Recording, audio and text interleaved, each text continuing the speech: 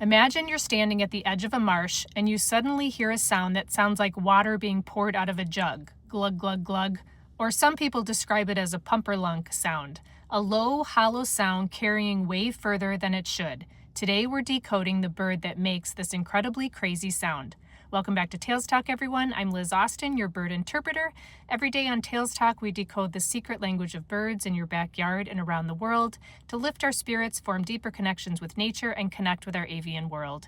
If this sounds awesome to you, tap subscribe and welcome to the flock. So when you hear this sound, you are actually hearing one of the coolest birds, the American bittern. And that sound is not coming straight out of its syrinx the way it does in most birds.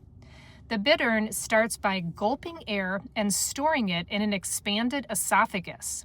Then, using rapid contractions of its neck and chest muscles, it releases that air in a series of pulses. Each pulse creates that separated pumperlunk or glug glug glug sound that you hear, almost like a staggered pressure release instead of a continuous note. You're not just hearing a voice, you're hearing air being mechanically processed through the body. I'm going to play what it sounds like for you now, and the credits to this sound recording you can find in the description along with the link so you can hear it yourself again after this video. So here it is, the American bittern.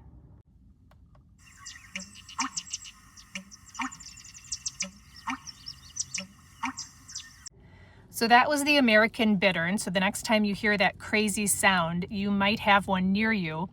And the frequency range matters a lot here. So the call drops down into roughly the 100 to 200 hertz range, much lower than most passerine song.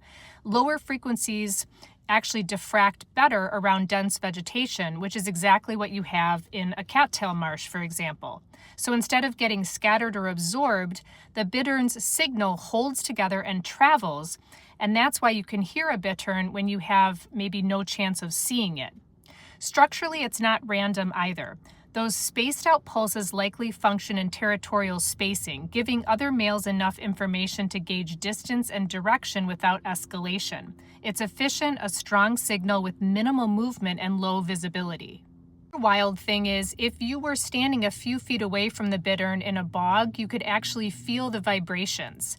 And it's not just camouflage, it's actually timing. So when they do this, their bill goes up, their body's aligned with the reeds, and they have a slight sway. So when you do catch one and hear this sound, it's absolutely magical.